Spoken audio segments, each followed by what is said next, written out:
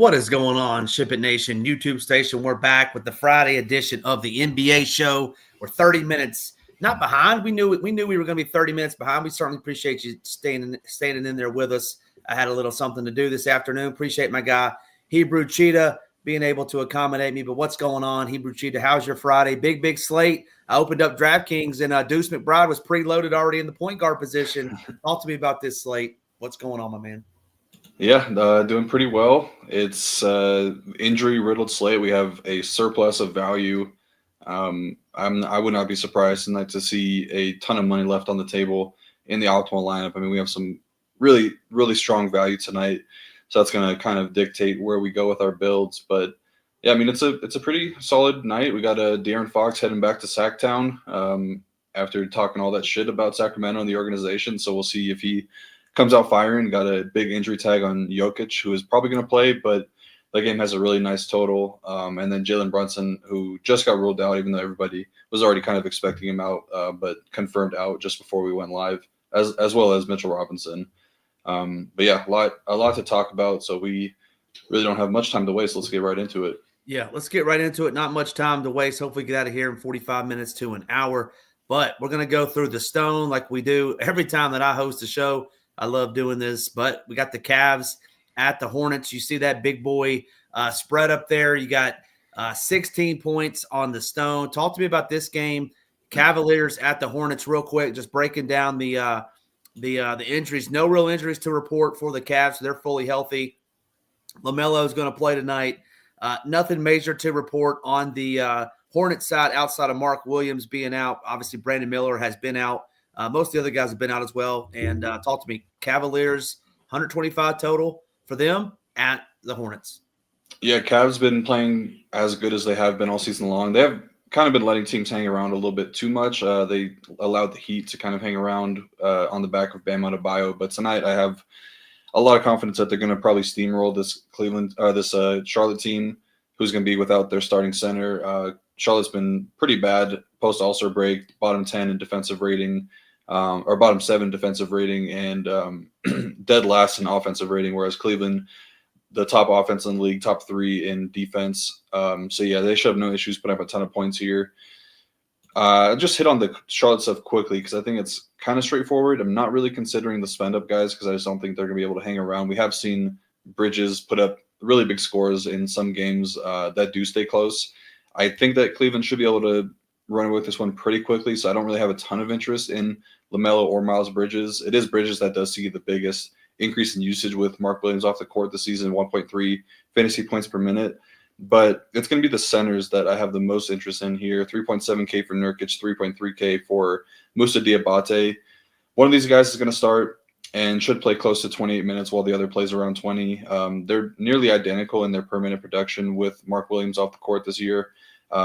Nurkic at 1.08 fantasy points per minute, Diabate 1.04. Nurkic has 3 starts for Charlotte this season, averaging around 31 DraftKings points per game in those starts. And if he does start tonight, I know the matchup is tough, but I mean, he's a pretty solid per minute producer, and he's only 3.7K. So I think that would be pretty solid value to eat early on. And then if Diabate gets a start, kind of same thing. You do get a $400 price difference going down from Nurkic to Diabate. Not playing each of those guys in the same lineup. Yes, I just lean whichever one's starting. On the Cleveland side of things, they're fully healthy right now.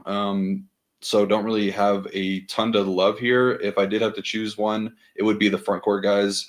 The rim defense for Charlotte has been really bad, and taking away Mark Williams should make it even worse if Nurkic is the guy that's going to be starting down low.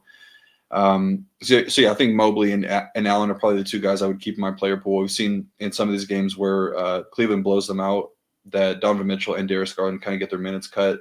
So I don't really want to eat that big of salary early on the slate, but I'll be okay getting some sprinkles of Evan Mobley or Jared Allen because the Charlotte defense has been towards the bottom half of the league in the last month or so against front court guys. So those guys are in the best spot here, as well as the catch and shoot guys. Charlotte's been allowing the most 3-pointers since the All-Star break, but I don't think there's enough value on or enough upside on guys like Max Strus when we have all this value late. So just the front court guys, pretty much on both ends of the court. Yeah, excellent breakdown. I won't spend much time on it because I don't have much interest in this game. We'll move right on into the next game, another game that's going to feature a lot of injuries and a lot of people missing in this one. We have the Jazz, your Utah Jazz, taking on the Raptors. No Jordan Clarkson, no John Collins, no Laurie Markkinen. He's still out. Looks like Keontae George. I'm seeing that he's questionable but looking to play. Oscar Schwebwe is out. Jaden Springer questionable as well. On the other side, no Agbaji, no RJ Barrett. I saw Chris Boucher listed as doubtful. No Grady Dick. Brandon Ingram hadn't played in a month. No Jonathan Mogbo. No Jakob Poeltl. Talk to me about this game. You got the Jazz, 5.5-point dogs at Toronto. Yeah, so still pretty thin for the Jazz. No Laurie, no Collins, no Clarkson. And then decently big Q tags again on Springer and Keontae. I mentioned it the last time the Jazz were on the slate that if those guys miss, they are pretty much down all of their starting guards or all of their guards because Jaden Springer has been running more backup, and then obviously Keontae coming off the bench. They will get Sexton back to kind of solidify that a little bit, but that should basically just take Svi Mikhailiuk out of the rotation. I don't really have a ton of interest in the Jazz tonight. I would like Collier a little bit more if Keontae and Springer were to miss, but I still don't think that there's enough upside in comparison to some of the other guard values that we're going to have later in the slate that I'd want to go too overweight on Isaiah Collier. The guy I do have the most interest in would be Walker Kessler. He's pretty much the only guy I'm going to be considering on Utah tonight. Great matchup against Toronto. They've been bottom 7 rim defense pretty much all season long, bottom 8 DVP versus centers, allowing over nearly 3 blocks per game, 4 stocks in total. So he's going to be the guy that I'm going to be getting to tonight. Really good matchup, and he's not injured. He's missing games just due to rest because they're trying to tank. So I would imagine he's close to full. We've seen him come off of some of these injury tags, play around 32, 34 minutes. And if that's the case tonight, I think they could really let him run. They're trying to get him and Kyle Filipkowski some minutes together, so I think this might be a time to do that. But yeah, Walker Kessler is going to be the only guy that I'm considering on Utah tonight. For Toronto, there's a lot to like here, and it definitely starts with Scotty Barnes and Emmanuel Quickley. Even if they had a fully healthy team with Poeltl and RJ Barrett in tonight, I would probably be playing these guys. So now you take away those guys. Like, this is just a really, really good spot for Scotty and Emmanuel Quickley in particular. Scotty Barnes has a 29% usage rate, 28% assist percentage, 15% rebounding rate, 1.5 fantasy points per minute. Those are numbers of somebody that should be priced $9K plus, in my opinion. We're getting him for $7.9K. A lot of that is due to him kind of having some down games, but this is he actually had a pretty good game against Orlando, only played 30 minutes there. But this is a really good matchup for Scotty Barnes. Probably going to be the first or second guy if you're talking about Miles Bridges being preloaded into your lineups. He's probably the second guy that's going in there. Just a really good spot for Scotty. Emmanuel Quickley at 6.6K. He's pretty much fully healthy. Returned a couple weeks ago from the, I believe it was the elbow injury, was kind of getting managed, but he should be fully healthy now. Don't really have a large enough sample to talk about the numbers, but he is around 1.25 fantasy points per minute in 48 minutes without RJ and Poeltl and some of those other guys off the court. But the thing that I like the most, been attacking the Jazz with guards all season long. They're dead last in transition, dead last in three-point defense, and dead last in DVP versus point guards. Yeah, so lots to like about Scotty and Quickley. And then you drop down, the next highest priced guy is 3.7K for Toronto. That's Jacoby Walter. And then, so I just want to talk about Walter and Lawson really quickly, because those are, I remember seeing Parabay talking about this in chat, just like low usage value plays. Those guys kind of are fitting that mold to me, like definitely Lawson. We have an 80-minute sample, 56-minute sample with Lawson playing for Toronto this year. A 14% usage rate. I actually misspelled that in the slate plan, so I got to fix that. But only a 14% usage rate, not very good. If a lot of ownership is going his way, which I am seeing, I probably would be okay taking more of an underweight stance. But Jacoby Walter, he's shown a little bit more, just a little bit more upside in his minutes this season. Pretty solid three-point shooter, dead last defense for the Jazz and three-point defense. So I think I would side with Jacoby Walter if I'm choosing one of those two.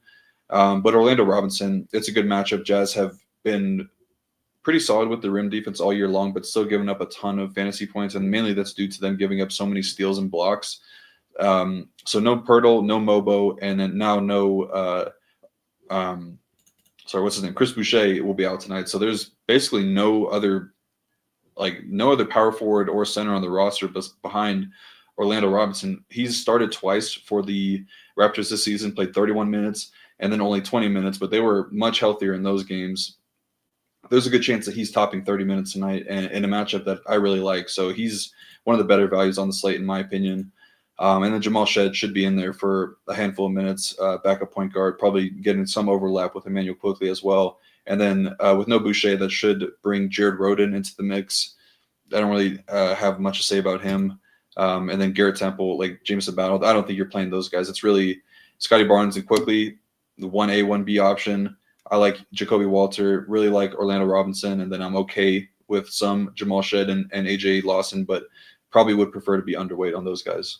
Well, I can't wait till about 9 o'clock Central Time, Hebrew, when you can get in the chat and tell Wardo that Orlando Robinson was a great play because he's not with you. My guy Wardo and Rio going at it another day that ends in Y. I'm gonna side with my boy. I'm gonna side with my boy Hebrewcheetah, Wardo. I like your takes, but I'm going with some Orlando Robinson. Excellent breakdown there. Quickly, about half the ownership of Barnes. Barnes, we're showing 40%. Rio, that's a big boy percentage over there, but rightfully so. I think these Jazz ownerships will come up. Johnny Juzang, any love for my guy dropping 27 last game, or no Juzang for you? Probably not. I think you need a lot more guys to be out. Maybe if Keontae and Springer were to be out, because I don't think that I think he's kind of leapfrog Sensabaugh and for sure Svi Mikhailiuk in the depth chart. But there's just a lot better value on the slate in the OKC side for sure. I mean, that was the best game he's played in his career probably. I was looking at the numbers of him as a starter this season. It's been like max 24 points, DraftKings points. So that was easily the best game that he's ever had. Kind of one of those situations where the rebounds were just falling into his hands and then he got hot from three. So yeah, don't really have too much to add on that stuff. But we'll touch on Nate's question really quick. I don't really want to get like too strict with the rules tonight, but I probably wouldn't want more than two of like the quickly Lawson and Shed. I think those are the three guys that I would imagine eat into each other a little bit. Maybe Jacoby Walter, but I think that it's just the ball handling is going to be a lot of Scotty Barnes and Emmanuel Quickley. So I don't really want to get too strict with those types of rules. Can you play Quickley and Walter together? Yeah, I think so. Okay. Yeah, I mean, that's 3,700. That's obviously dirt cheap. Excellent breakdown there. Appreciate that, Rio. Moving on to the next game. We got two teams, battered and bruised. Got the Grizzlies going into Dallas. No Kyrie, no Luka. You name it, they're not playing for the Dallas Mavericks. Just continuing on the Mavericks, obviously AD has been out. Exum is questionable. Gafford and Lively have been out. Newly acquired Kai Jones out again. Jaden Hardy is out. PJ Washington is out. Prosper is out. They're all out, Rio. And then on the other side, I'm not seeing – I go Jaren Jackson Jr. still out. That was heartbreaking the other night. Santi Aldama is questionable, but played 2 games ago. I think he set out the game before that. But talk to me about this game. Obviously got tons of value on the Dallas side, more value to talk about. But Memphis at Dallas tonight, 10-point favorites. Yeah, I'm still surprised that Dallas is only 10-point underdogs. I mentioned that when they were playing the Bucks, and that was a road game. I mean, they got smacked. I just don't see how this team is going to be able to put up points. And now they're missing all front court pieces. I think they're trying to rush back Caleb Martin because technically they're still in the playoff mix. I just don't think there's any chance that they do anything if they make the playoffs. But I think eventually they're going to slip out of it. But yeah, they got Caleb Martin in that trade. He was in the G League a couple of days ago, I believe. So getting ready for a ramp up to get back into the mix. But I definitely think they're going to try to rush him back because they just have no bodies right now. And same thing for Dante Exum. He's kind of always been injured in his career. But yeah, this is a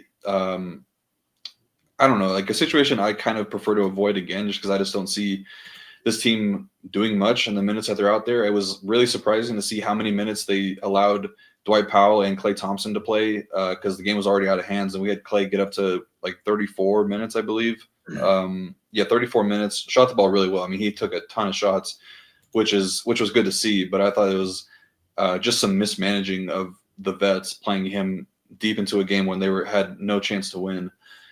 There's also some talk about them wanting to get a better look at Brandon Williams. I wouldn't be surprised if he got the start. He did play more than Spencer Dinwiddie coming off the bench. So I think the guys that I have the most confidence in as fantasy plays would be Brandon Williams, just because he's the cheapest and the less opportunity cost there. And then Najee Marshall, I mean, he got a lot of rebounds last game, played a ton. He's probably going to play in a blowout again if they are down. And then Max Christie, if Exum is out, I think that his minutes should be pretty safe. Those will probably be the three guys that I'm considering tonight. But I would much rather get into the Toronto side. I'd much rather get into the OKC side that we'll talk about in a little bit. And then definitely some guys in the Knicks. For the Memphis side, so Santi Aldama was participating in shoot around, so he should be back tonight. Should slide right back into the starting lineup for Jaren Jackson.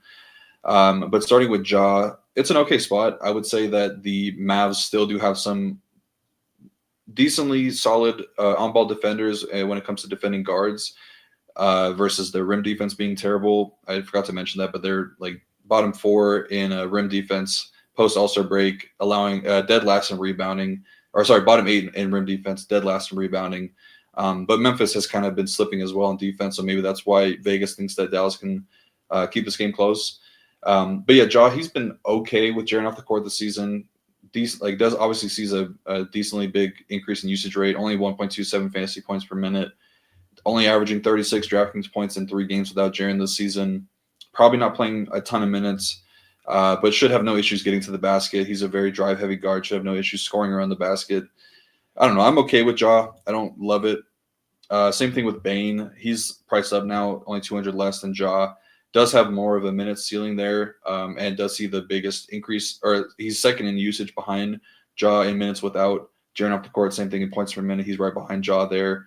Nothing really stands out from either of those two guys. I would probably say that Santi Aldama is my favorite option on the Grizzlies tonight, 6.4K.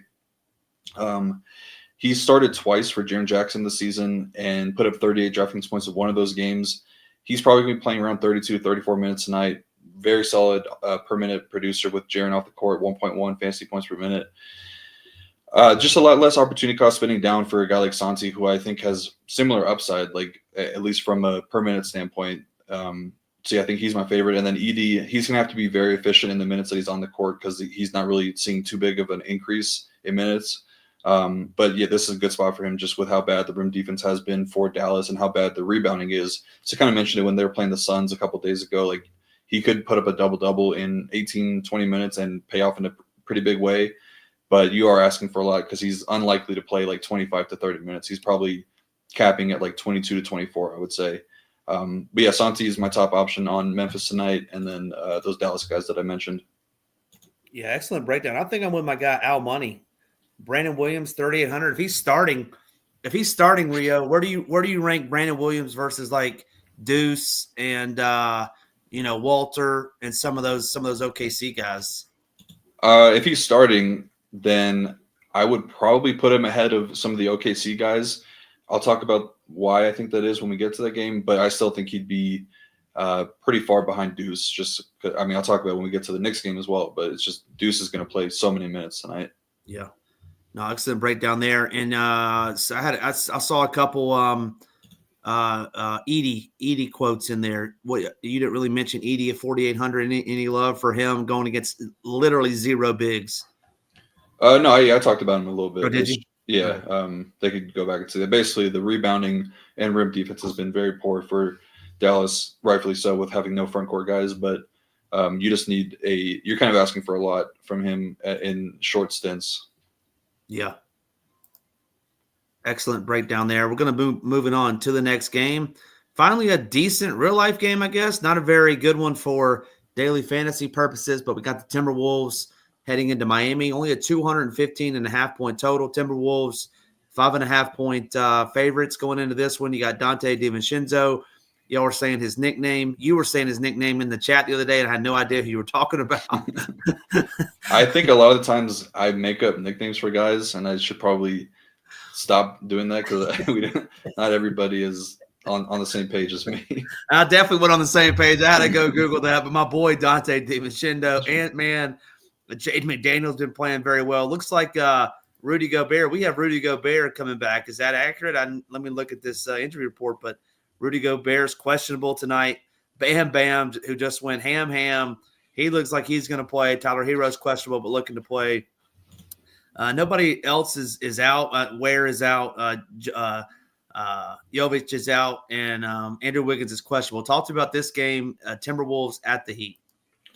Yeah, so it's a pretty gross game environment. I would say these are the third and sixth slowest paced teams in the league, as well as being the two of the better defensive units. I think Minnesota is top 6 this year, and Miami is 12th. The Heat are going to play a lot of zone, so there is a little bit of upside for the off-ball scorers, the perimeter guys that take a lot of threes. And then for Minnesota, I mean, they're getting healthier. They got Dante back, Big Ragu a few games ago. They got Randall back, and I think they did a good job handling his injury because he looks like he's very healthy and playing pretty well. I know we talked a lot of smack about Randall, but he's been playing really well. But they've been kind of firing on all cylinders. 117 offensive rating post All-Star break, which is 9th best in the league. So yeah, for Minnesota, it sounded like this was the night that they were targeting for Gobert to be back. I don't really know how. I don't know how likely he is to play. I don't really think that it matters too much. Like, we're starting to pay a pretty hefty tag on guys like Nas and Julius Randle and Jaden McDaniels. So I don't think that I'm considering any of those guys. It's really going to be Ant at 9.4. I think the matchup would get a lot better if Andrew Wiggins does get ruled out, because that's who would be the matchup with him. But the Heat just plays so much zone defense that could lead to a lot of three-point volume with Ant, and he's not afraid to chuck it. Been shooting a lot better this season as a three-point shooter. We do see in a pretty large sample, I think it's around 1,400 minutes with Randall and Ant sharing the court together, that he does take a pretty big dip in usage and in point per minute production. But I still think there's a little bit of upside in this matchup in particular. And then same thing for Dante DiVincenzo. The only issue is that there's so many strong guard value plays that he's kind of in that no man's land at 5.8K. There's a chance that he gets a start. I don't think that it really is going to matter too much, but maybe on a different slate when we don't have this much value. But it is a really good matchup for him. So maybe for you as a betting man, toss in some of those Dante ladders. For Miami, I think Hero's going to be back tonight. If he's not, then you could probably go back to Bam. It's a close enough spread. We're probably going to get full run from him. He was really good in the game against Cleveland, which I would say is a very similar matchup in some ways. If anything, it's worse. So he'd be okay at 9.2K. I'd be fine with him. Starting to get up there in price, but his role was really good with Hero off the court. If these guys are in, though, it's probably just a stay away. This is one of the worst game environments, probably the worst game environment on the slate. Yeah, agree with you there. Going to be slow paced, not going to be very much in the DFS world, in my opinion. Moving on to the next game. Got the Trailblazers. Man, I'm a fan of these Trailblazers. Saw them on Sunday, like I said. Saw them against Boston. They just I don't know. I like them. But taking on this Thunder team, who their whole team is out pretty much. SGA sideline tonight. The Dortcher Chamber, Lou Dort out. Isaiah Hartenstein out. Chet is questionable. Case and Wallace out. The good Jalen Williams is out as well. So talk to me about this game. On the other side, Ayton is still out. Delonto Banton is out, back up. Jeremy Grant, questionable. Time Lord Robert Williams out. Denny is questionable, but I kind of like these Trailblazers. I looked at the line. It was only 2.5. I was like, what's going on? And obviously realized everybody was out. But talk to me about this game. Talk to me about this Thunder value versus maybe some of the other value that we've already talked about. Yeah, it's crazy. Portland is 2-point underdogs that just kind of goes to show how well coached and how good this OKC team is, where they're still 2-point favorites when they don't have essentially their entire starting five. So the Blazers stuff, obviously, the matchups are going to get a lot different when you take away all of your best defenders, like SGA, J-Dub, Lou Dort, Hardenstein, 4 of their best defenders, and then you have a Q tag on Chet. So I wouldn't really look too deeply into the matchup stuff. It's really just who's going to play a ton of minutes for Portland. And the Denny and Jeremy Grant Q tags are definitely big, mainly for Shaedon Sharpe. Because if one of those guys misses Shaedon Sharpe, he's going to start. I don't think that Jeremy Grant is truly injured. It sounds like they're just tanking right now and trying to get minutes for Shaedon Sharpe. And those are coming at the expense of Jeremy Grant. If Denny Avdija gets ruled out, then they're probably upgrading Grant, and then Shaedon Sharpe would just slide right in for Denny.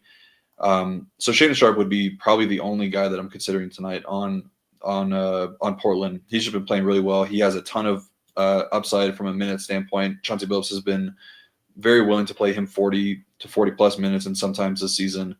I just don't know how much meat there is left on the bone for him at 6.8K, but the matchup's going to be good, and it should get a lot better for his play style if Chet were to miss this game, because he is a guy that likes to get downhill and score around the basket, and it's a much different matchup going against Chet, who's one of the best shot blockers in the league, versus guys like Jalen Williams and Brandon Carlson, who actually Brandon Carlson had a really good game in the G League a few days ago, had like 6 blocks, so maybe not too big of an increase in the matchup. But yeah, it's really just going to be Grant for me. I guess Simons does have a pretty solid matchup with Dort out. OKC can give up more threes at times. He's taken double-digit three-point attempts in 3 straight games. I just never really liked playing Simons. He's expensive as well. And then the OKC side, so there's the last time we saw a situation similar to this was when the Rockets, I think they were actually playing OKC, they sat out basically all their guys minus Jabari Smith, and there was one other like normal rotation guy they had in there, but those guys played like a normal first half rotation and then sat out basically the entire second half, and they went with the younger guys. I would be a little cautious with guys like Caruso and Chet Holmgren in particular. If those guys, well, Caruso's not on the injury report, but if Chet is in, I don't think there's a reason for them to play him like 32 to 34 minutes tonight. It's probably going to be closer to like 28. He probably plays his normal first half rotation, normal third quarter rotation, then sits out the entire fourth, regardless of the game being close or not. And then Caruso's kind of the same thing. He's been dealt with a plethora of injuries this year, so I don't think they're going to want to extend him. The guys that I have the most interest in would be Aaron Wiggins, just because Mark Dagnall has been very willing to let him run deep into games and just let him play a lot, let him kind of run the show in situations similar to this. So I would expect him to start. I would expect him to have a pretty solid role in his hands. Same thing for Isaiah Joe. And then just got to see who else is in the starting lineup, because there's a couple ways that could go with it. We might see Kenrich Williams start alongside Chet if Chet is in. If Chet is out, it's for sure going to be Jalen Williams. If Kenrich is not starting, then probably Usman Jang. He's min price. I'd be totally fine with him. And then got to see who they start at point guard, because they do have Adam Flagler. They also have Dylan Jones, who I guess he's listed as a power forward, but I guess he's technically a point guard. But yeah, so if I had to rank these guys, it's really tough, but I think Wiggins is for sure number one option. I would say Isaiah Joe probably next, Jalen Williams, Kenrich, I guess, and then those 3K guys. I don't really have a strong lean on any of those guys. I'd probably side with Dylan Jones, just 'cause I think he's probably got the best stat profile from a point per minute, like fantasy production type of play. So I'd probably go with him, but definitely looking to avoid Caruso and Chet personally. Yeah, excellent breakdown there. I just don't see, man, if Denny's in, like, how is this Thunder team going to beat the Blazers? The Blazers are playing good. I don't know. Maybe I'm just biased from watching them the last 2 nights, but I like these Trailblazers tonight. Excellent breakdown over there on the Thunder. We got some had some questions in chat, and we haven't gotten there. But Joe versus McBride, what are you thinking? What are you thinking there? McBride, 100%, not even close. McBride, not even close. Yeah. Wardo, hey Wardo, put in the chat. You said you were going to the Clippers game tonight. Let me know if you're still going to that Clippers game. That's going to be fun, even without your boy Big Body Brunson. Moving on to the next game. We're rolling through here. Do us a favor, hit that like, hit that subscribe button, and you all better behave, because we got Nika in the house now. No shenanigans going on. Behave in the chat. We got the next one. Got the Suns at the Nuggets. You talked about Nikola, the Joker. We got Devin Booker, Bradley Beal, KD, Bol headed to his old team in the Mile High City to take on this. Looking forward to this game. Looking forward to watching this one. No Monte Morris tonight for the Suns, although Monte Morris fans out there not playing tonight. And my guy PJ Hall not playing for the Nuggets. Hate to see that. Strother still out from his injury Sunday against Boston. But I think it's going to be a good real-life game. Talk to me about this one. You got Phoenix at Denver. Yeah, let me just circle back really quickly, because there's some discrepancies in chat on how many guys are available for OKC. I'm seeing 10 right now, and that's with Chet in. They have Alex Dukas in the G League still, so I think they could potentially still call him up if they do sit Chet. They should go into the game with for sure 9 bodies, but probably 10 is what I would imagine. Which game were we on? Sorry, the Phoenix and Denver game? Yes. Phoenix Okay. at Denver. Yeah, so this is one of the better game environments on the slate, as all Denver games are. They just play decently fast-paced basketball, but they're one of the best offenses in the league. Now going up against dead last, like worst defensive unit in the league post All-Star break. They've been giving up a ton of threes. They have little to no on-ball defense to speak of. Bottom 7 in pick-and-roll defense, bottom 6 transition defense. I've been loving attacking this Suns team every slate that I can over the last 2-3 weeks or so. That is definitely not going to change here. The Nuggets have been okay defensively this season. I definitely think not having Eric Gordon tonight, he's questionable. That would hurt them a lot, especially when you talk about needing his defense against Kevin Durant. But they're basically below average in rim and three-point defense this season. They can give up some more transition stuff as well when they get a little sloppy. So there should be some points scored for Phoenix here. Only 2 guys I'm considering for Phoenix tonight to make it simple for myself, and that's KD and Booker. I probably don't want both of them, I don't think. I think the matchup is probably slightly better for Devin Booker, but adding Bradley Beal into the mix, it sounds like he already got cleared to play. Adding him into the mix, you do see a little bit of a usage dip for Devin Booker. He's actually been kind of deferring a little bit to Bradley Beal, who was playing great before the injury. So I don't know how much upside there is for Devin Booker at 8.8K, but I do prefer his matchup to Kevin Durant if Aaron Gordon were to be in. But I mean, KD is KD. Like he's unguardable, best scorer ever. I don't know. That might be a hot take, but yeah. I mean, I have nothing to say. These guys are going to play a ton of minutes. The matchup is not great for either in particular, but yeah, it's just kind of wherever your roster construction lands. They finally gave Kevin Durant small forward, power forward eligibility versus power forward center, which is nice. Yeah, so I don't really have a strong take on either of them. I think they're both fine, but not great. For the Denver stuff, Jokic was clearly limited by the ankle injury. He has a ankle inflammation, so he hurt it pretty badly apparently a couple of games ago. I think he was definitely limited by that a bit last game. Didn't play too great, but this should be a really good game for him to get back on track with how bad the rim defense and just center defense has been for Phoenix with Nick Richards in the lineup. He should have a ton of success here. So, and we have a lot of value to get up to Jokic. So I definitely have a lot of confidence in Jokic tonight, assuming he's cleared early in the day. Definitely gonna keep an eye on that. This could be a spot where they try to get him a night off. I think they could probably beat Phoenix without Jokic. And then Jamal Murray, nut spot for him. Point guards are just killing Phoenix right now. Their bottom 7 pick and roll defense, dead last DVP versus point guards over the last month. Guard position is loaded tonight, so he's probably going to go somewhat overlooked. Got back on track. He wasn't getting to the free throw line nearly enough. Had attempted like 1 free throw in like every game in February, basically. But got back on track there. So he's pretty solid. I don't like MPJ with Jokic out. I prefer him with him in. I think that they're kind of correlated. At least MPJ is correlated positively with Jokic. And then Christian Braun probably going to play a ton of minutes tonight. I could see him matching Devin Booker for minutes. So he's kind of a sneaky option that's going to go overlooked for sure. Shooting guard, small forward, which is nice. Put him at the small forward spot. And then if Gordon is out, that definitely benefits the minutes for Christian Braun and Russell Westbrook. And then Peyton Watson kind of got in there to take over all the Julian Strawther minutes. So, yeah, good game environment. Really solid spot for some of these Denver guys.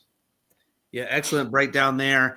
Your boy Wardo says that Melo is a better player than KD. Huh? I'll let you handle Wardo. I love you, Wardo, but, man, come on. Melo better than KD? I don't know about that. I know you're a Knicks fan, but in any event, yeah, excellent breakdown there. Yeah, not much to add. Booker and KD would be the 2 guys to go to. We got 2 games left. Hit that like, hit that subscribe button. These are 2 very important games. You talked about De'Aaron Fox, his return to Sacktown. We also have Harrison Barnes return to Sacktown. So looking forward to this one. Talk to me about this game. Got the Spurs 6-point dogs at Sacramento, 232.5 point total. Biggest injury news for Sacramento. Malik Monk is out, and obviously your boy Domantas, Mr. Sabonis, is out tonight. Spurs at the Kings. So a lot of revenge on both sides. You got Obviously, De'Aaron Fox heading back to Sacramento. He got the DeMar revenge spot. I don't really think that he holds too much of a grudge against the Spurs, though. Yeah, I mean, the Spurs games, they're just going to be games you're going to want to attack. They've been so bad on defense. They've been able to hang around offensively, but their defense has just been terrible. Pretty much non-existent rim defense right now. They're dead last in rim defense post-Wemby injury. Kings are playing a little bit better on defense, but they have been getting a little bit worse in transition, and they're still giving up a ton of threes. So there's a clear spot to attack there. Start with the Spurs stuff. Yeah, De'Aaron Fox definitely strikes me as the guy that is spiteful. I think that he definitely has a lot of hate in his heart towards the Kings organization. I mean, there's just so many quotes about him being like outspoken about the coaching and the ownership and stuff. So I think he's going to come out fairly motivated. He's had a pretty solid role post-Wemby injury, 26% usage rate, 28% assist percentage. I mean, that really has not translated to fantasy points, only averaging 1.12 fantasy points per minute in the minutes without Wemby, 36.7 DraftKings points in 8 games without him. I don't really think this is a good matchup for him. I think he's probably going to go – I think you probably give him like a manual 5% boost in ownership tonight. Just people are going to be playing into the revenge narrative. But I mean, it's not an easy matchup for him. Keon Ellis is going to be on the other side, probably matching him for minutes. Keon played almost 42 minutes last game. Probably going to see that again tonight. These guys know each other well, so maybe they probably played a lot of one-on-one in practice and stuff. So maybe Keon or Fox has the upper hand there. But yeah, it's not an easy matchup for De'Aaron Fox. So I don't think that I'll be a guy that's going to be going overweight on Fox tonight.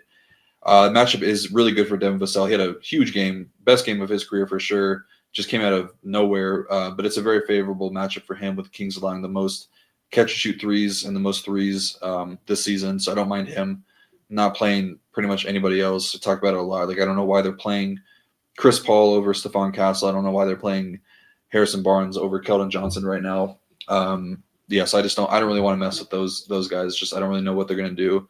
Maybe I'd be okay getting to some Castle at 6.2K because he's just been playing really well right now and actually doing a lot in very few minutes. He's actually been I don't have the numbers in front of me, but I believe that he's been the guy that's leading the team in usage with Wemby off the court this season. So I actually don't mind him. He's going to be unowned tonight.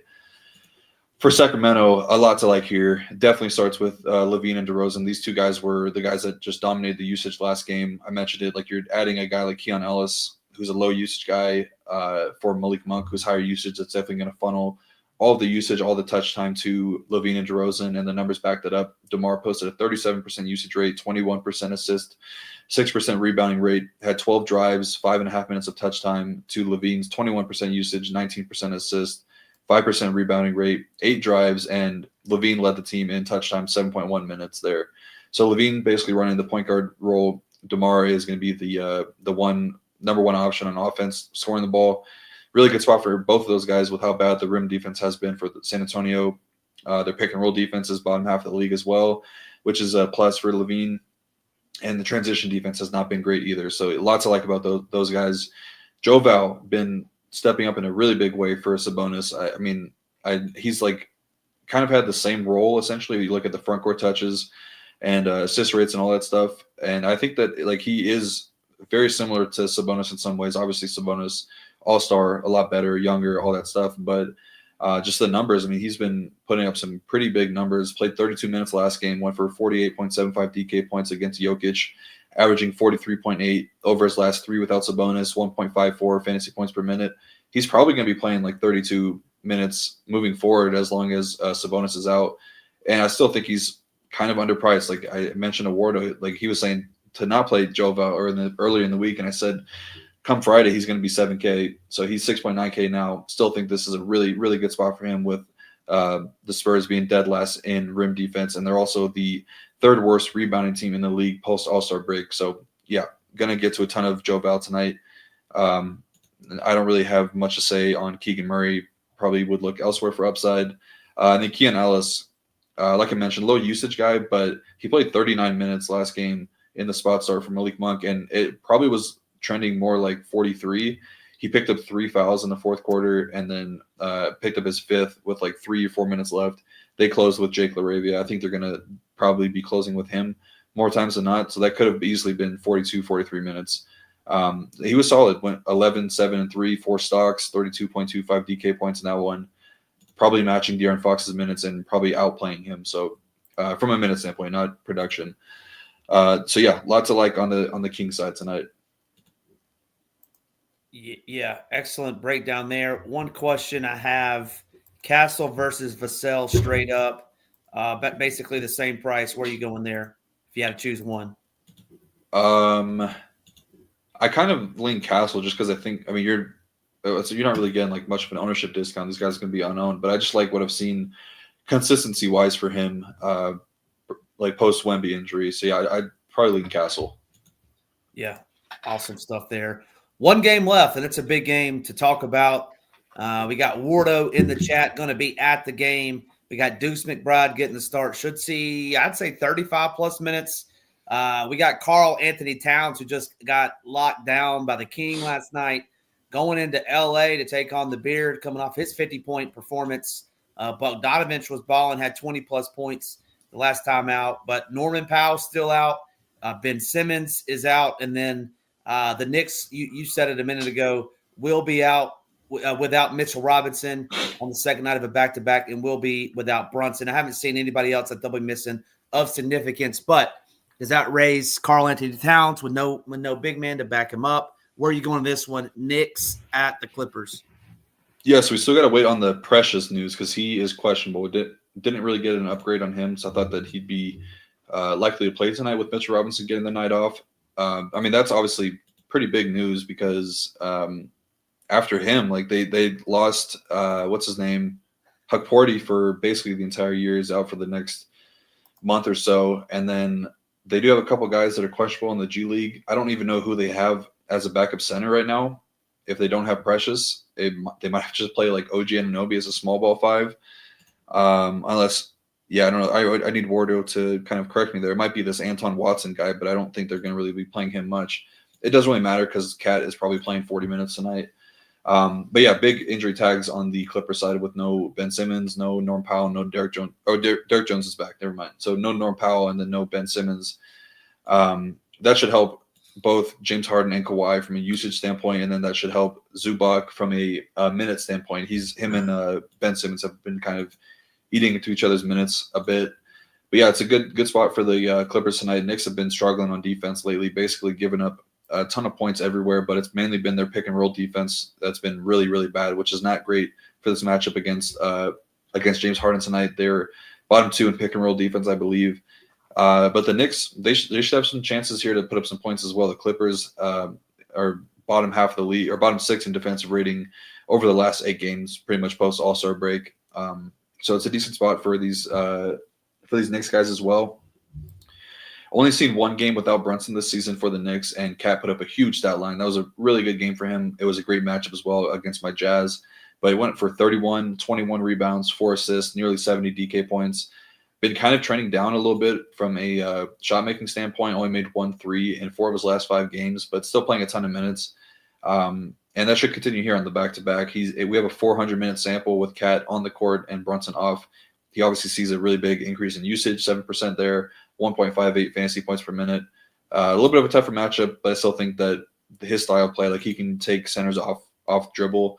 I'm not sure Zubac is going to be able to stay in front of him, so I don't mind the matchup. Really think that he should probably be higher owned than what we have him at 10% personally, but we'll see how that shakes out. As far as the secondary guys, not really looking to too much on like Hart, OG, and Bridges. From like a usage and permanent standpoint, nobody really stands out there. Josh Hart was really good in the one game without Brunson this season. Put up a triple-double in that game. I think that some more offense is definitely going to be running through him, but he's been playing a ton. He's dealing with a knee tendonitis thing that can definitely flare up at random times. Coming off of an overtime loss, like it's going to be tough for him to recreate all those minutes again, but he does have a 17% usage rate, 24% assist percentage, 60% rebounding rate. So those are really solid numbers, but just a modest 1.08 fantasy points per minute with Brunson off the court this season. The guys I'm definitely going to get to a ton of is Miles McBride and Campaign. Less so Campaign. I don't really think that his role is going to change too much. Should still get those backup point guard minutes, maybe a little bit more heading his way. But Deuce McBride, I think he's just an awesome play tonight. He'll definitely get the start. Tibbs has shown multiple times in Deuce's career that he's going to play him a ton of minutes whenever he's filling in for basically anybody in the starting lineup. Only started one game this season against Chicago, which was a great matchup. Played 42 minutes, put up nearly 50 DK points. But from a per minute standpoint, Payne is a little bit better. But I still think that we could easily see Deuce play 40 minutes tonight and maybe lead the entire slate in minutes played. So yeah, I have a ton of interest in Deuce.